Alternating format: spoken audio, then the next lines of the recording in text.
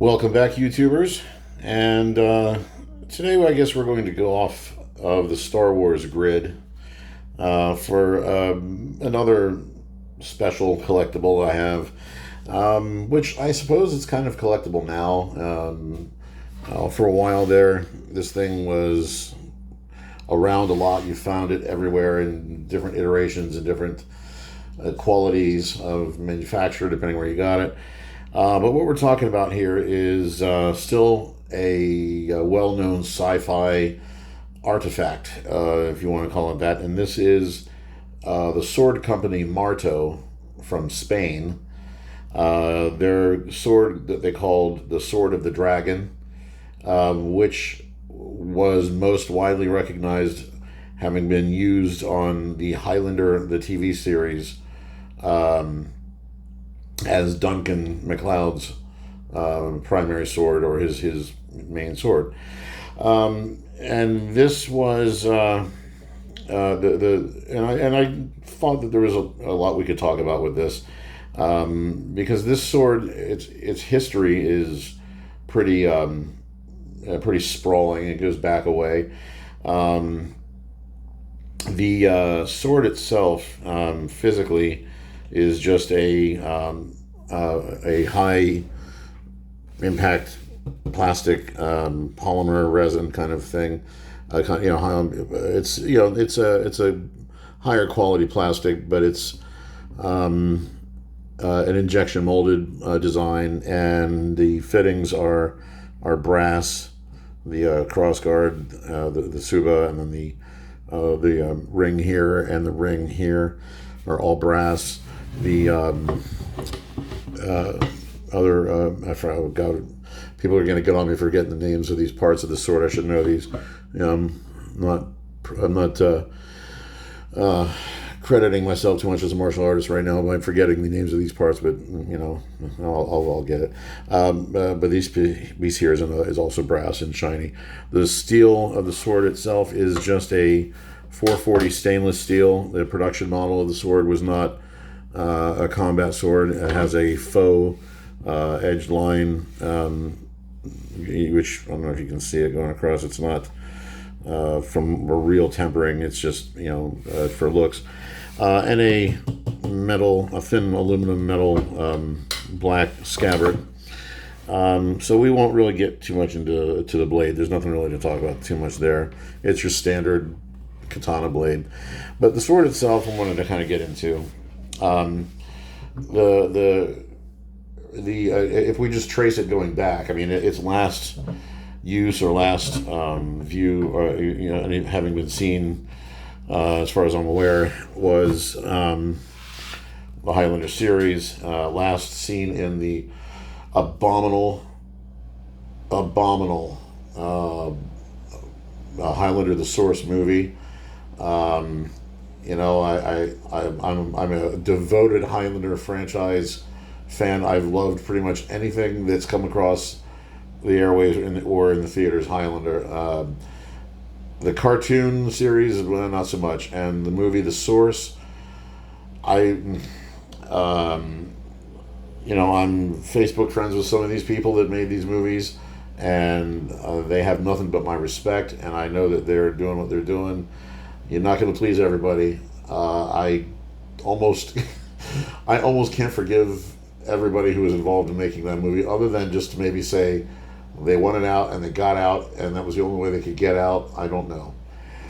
But this sword saw its last use in that movie, and not a befitting end for a sword of this caliber and coolness.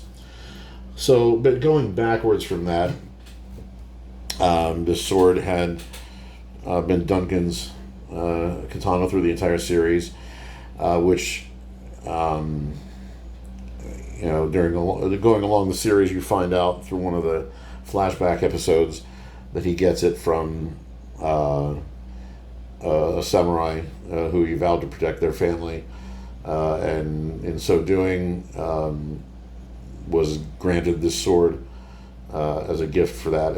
So that's how he gets the sword in the show. Or we find out later that's how he gets it. The physical history of the sword, the real sword itself. I mean, in the way that they never really went over any of the details about the sword in the show, other than that episode, which was called The Samurai, and one of the best episodes ever. I think it was first episode of season 3, I think.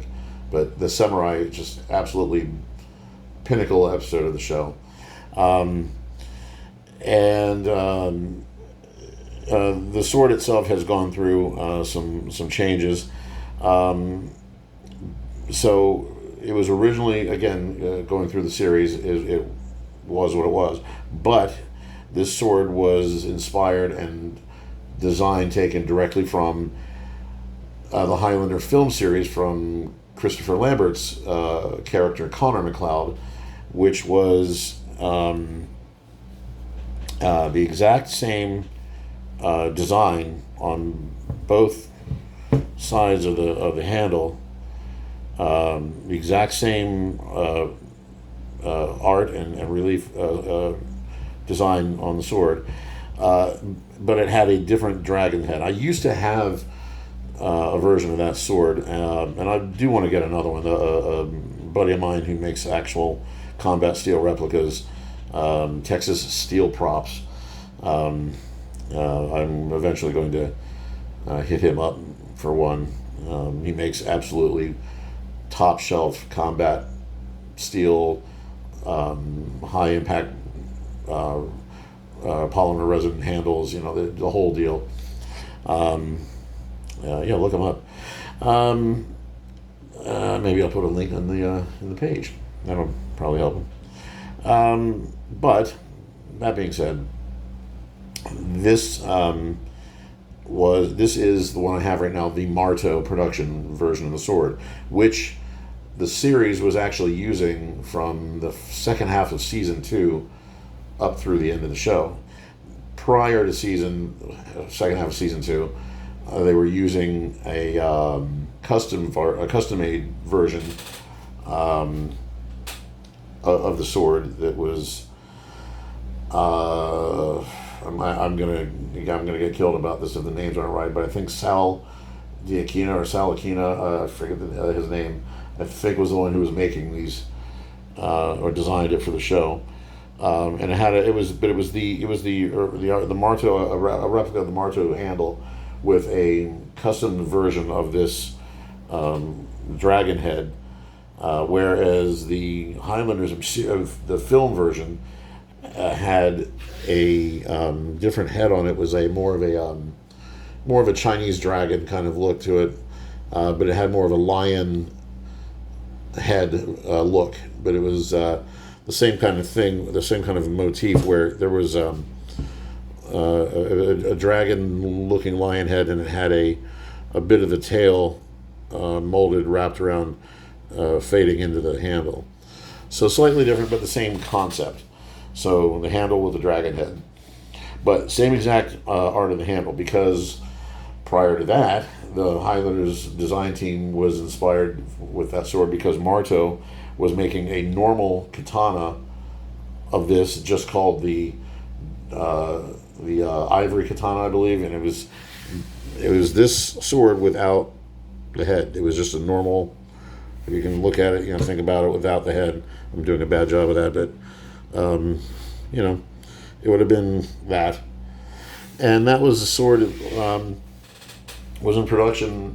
I don't know exact dates, but I'm assuming since the movie came out in the mid-late 80s, that sword was probably an early 80s design, at least. And it had, I remember seeing catalogs with it, where they had different colored versions of it, gold and silver and white, or ivory, as this one is. And then, of course, I guess they wanted to make it unique for the movie and molded a head onto it and slightly different tsuba, and went forward with it. The movie saw 3 different versions of this, all still containing the same art and relief, decorative relief on the handle, although it was reversed on their sword. On the real sword, the designs that you see here on this side were actually on this side, and vice versa. So a little change of that. But that's, nobody really noticed that until collectors really started getting their hands on things and started seeing that and realizing that. But for a while, nobody really noticed. I mean, that's the way a lot of props in films were. I mean, nobody was, at the time when these movies were being made, there was no real, high definition pictures and, internet and home video as it is now to really look at these things. But it made its way around. So, but then there was they had three different versions of it. The head, most of the change in the sword was the head. They had various sculpts of the same thing, and I think the third movie, Highlander 3 with Mario Van Peebles, was pretty much an idealized version of all three swords. They had various elements of the previous ones all in it, and even though the first movie sword is kind of patched together as it is the more iconic because it's the original one. The third movie's sword, I just loved the look of it, and the Marto production sword that they made for the Highlander as Connor's sword was closest to the third movie. So that was kind of that. So as this sword kind of got into the series, and the series gaining the popularity that it had, you ended up seeing it a lot more. I mean, when you're watching a 2-hour movie, the sword is not out for 2 straight hours. You see it here and there when they're using it for little blips, and occasionally a little hero shot. But you're not really seeing a repeat of the sword and seeing the image on a regular basis. Whereas with the show, you got that, and so you ended up becoming a lot more aware of the sword. And it was pretty funny to watch different variations of the sword. If you pay attention, sometimes you can see the head had broken off in a scene, and they had some white tape around here, and the head is just dangling around as they're fighting with the swords. Little things like that were interesting to observe and pick up. But what was an interesting progression of the sword throughout the series is all of this relief, and I don't know if I'm going to be able to get a shot of it. And here I'll see if maybe the camera can. I don't know if I got a good angle on it here.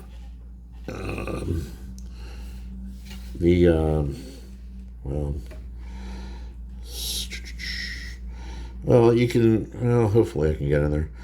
If you can see in the top of the band where the head meets the band, yeah, you can see a little bit there. There's a little bit of image, a little bit of detail under there, and what that is that's dragon scales, because the original version of the sword didn't have this brass collar. It was just attached to the handle with an epoxy glue of some kind, and the artwork, the design were actually these. It was more of these scales, but all the way around the collar area. So you were aware of that in the show in the first. That was bad. In the first 2 seasons, you could see that was the way it was, and but there, you didn't think anything of it. It was just the way it was. And then after that, if you were watching, if you're just like I did, I was kind of into that and a nerd for that stuff and watching it, watching up close things with the sword. I started noticing a thicker collar on the sword than I'd seen before, and it was an off-white. It didn't look like the same white as the rest of the handle. And in the subsequent viewing of episodes after that, where there was closer shots of the sword, I could see brief glimpses of this textured handle, this band, but obviously painted white. And not knowing what that was for, the truth of it was, I'm finding out later that the production, what happened is that this after season 2, I guess they were going through so many swords that the prop masters or the production couldn't or didn't want to. I don't know what it ended up being, but they were going through and breaking so many swords during production that they needed more of them on a more regular basis. So they got a deal with Marto, and Marto was just making the production swords and sending. And I found this out later from somebody in the production staff. I had called up to Vancouver looking for information on purchasing the sword. So I found the phone number for the production office in Vancouver, and this is back in the mid-90s. There was no internet. You just took a shot and called people. And I said I got somebody on her name was Tracy. I saw her name in the credits as well. It was the Gastown Post and Transfer was the company.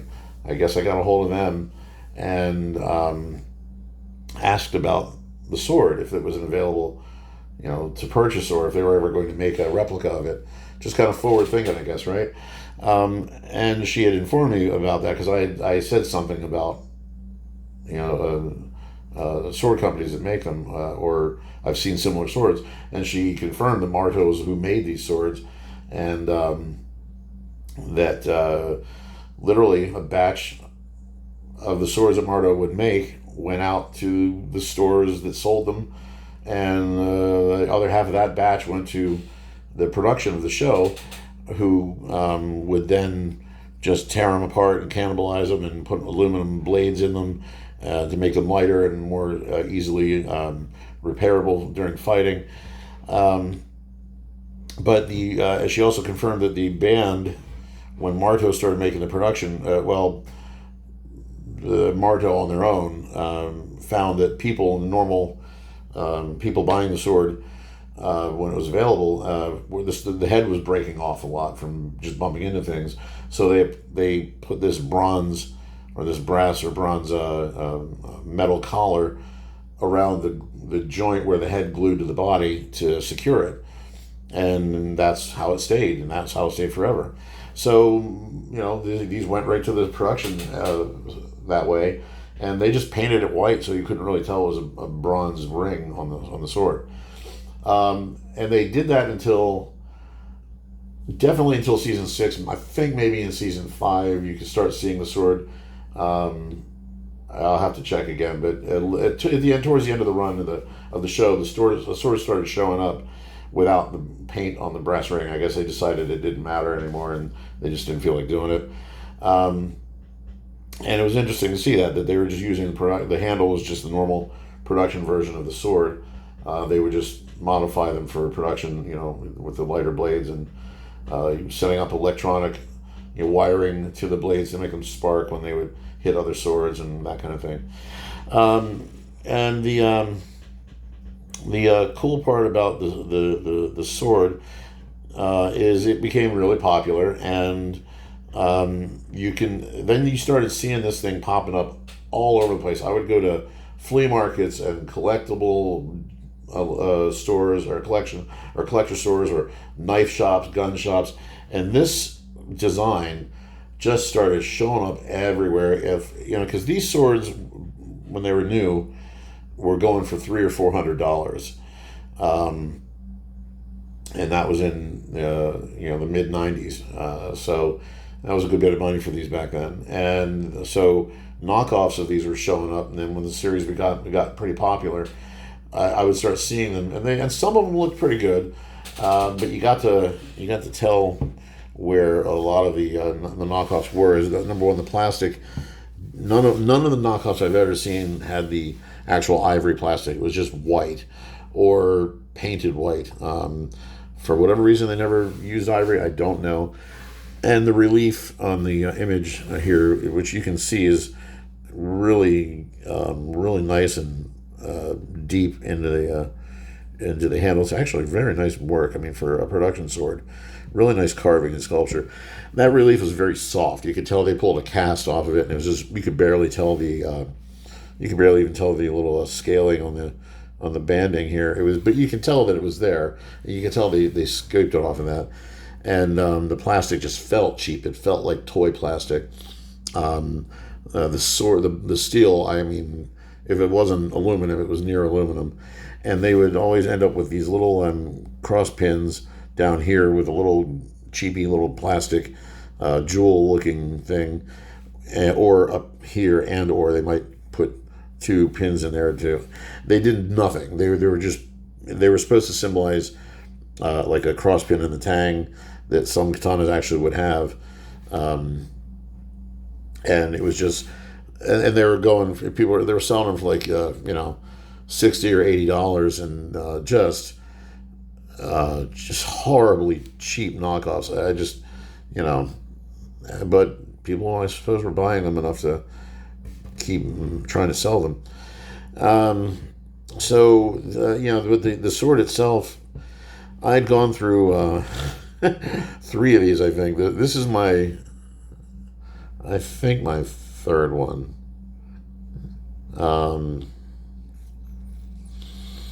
No, this is my second one.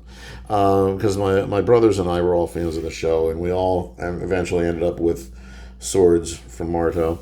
And I had actually purchased the first one on my own, and when they first started releasing them to the public in the spring of '94 or '95, I think '94, at a local knife store out here on the East Coast, and we knew about the band already, because the show had already been in for a couple seasons, so we were already aware of the issue with the band, and I had already spoken to the production office, so I was aware of that.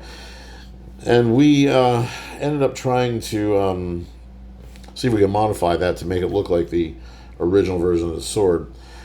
So I just idiots, the 3 of us getting together and trying to think we could do this.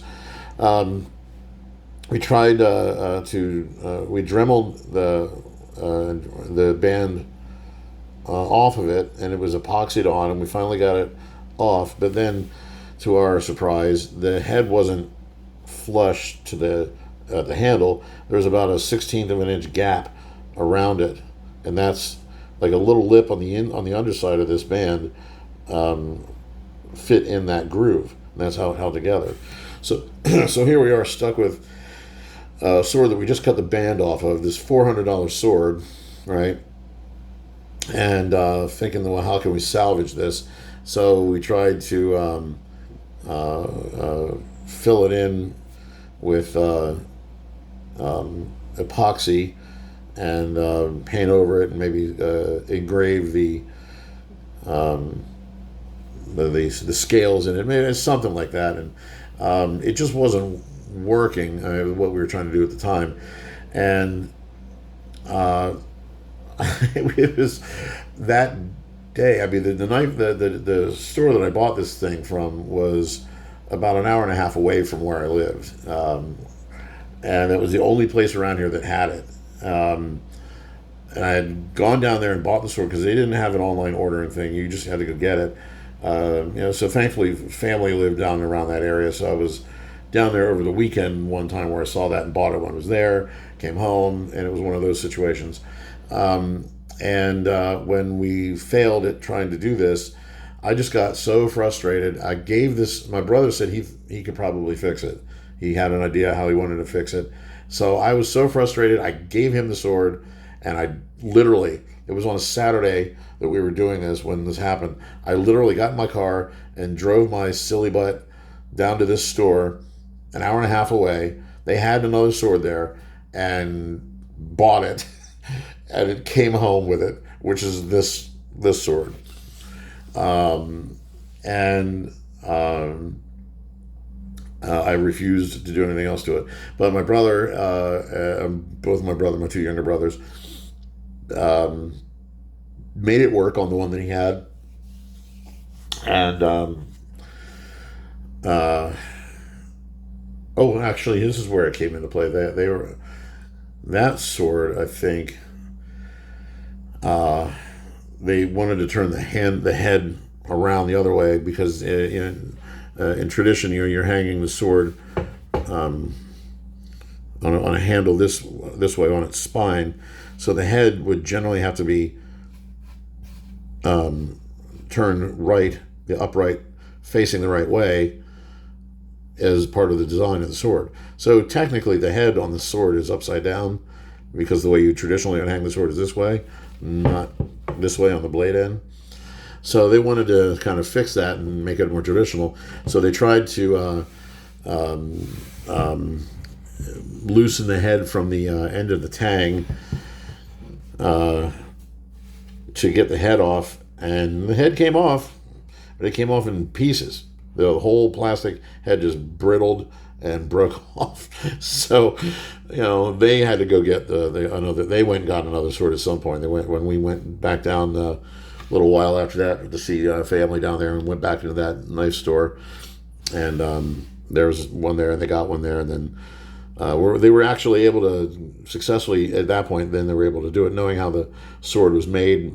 Since we were able to kind of break it apart and see how it was actually constructed, they were able to actually heat it up and get the sword to come off, and it actually turned out pretty cool.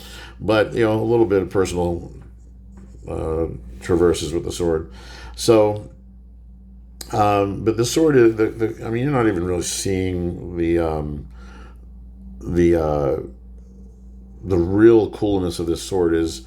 I'll see if I get the thing tends to roll, but I'm just going to get my hands out of the way. But the sword, especially with the head on the end of it, has this just real elegant length and elegant look and a very smooth curvature to the handle that is just so cool, and it looks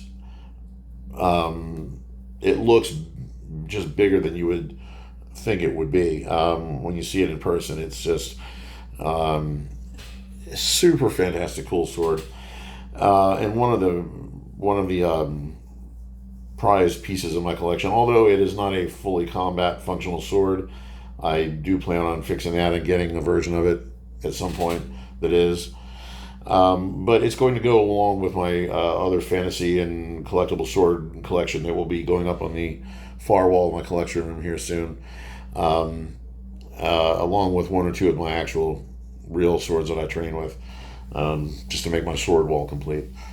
But I just wanted to take some time and talk about the Highlander show and the sword and the history of it, as much as I remember and as much as I know of it, and that it was just made, brought to life and made iconic by Adrian Paul, one of my favorite actors, who I really came to know through that show. I don't know him personally, but I mean, knowing of the actor, although it would be an amazing honor to meet the man and talk martial arts and show whatever. But that being said, super cool sword just on its own. The design and the art of it is amazing. It feels good in the hands, perfectly balanced.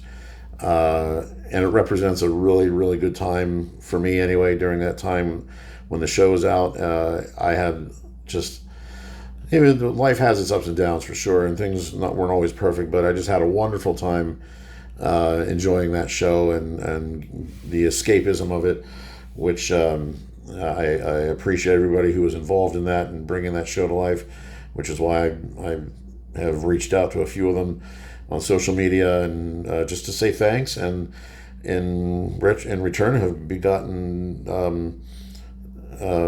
some kind of a reciprocal online acquaintance with them, if you want. It's a long-winded way of saying that, isn't it? Great people, though.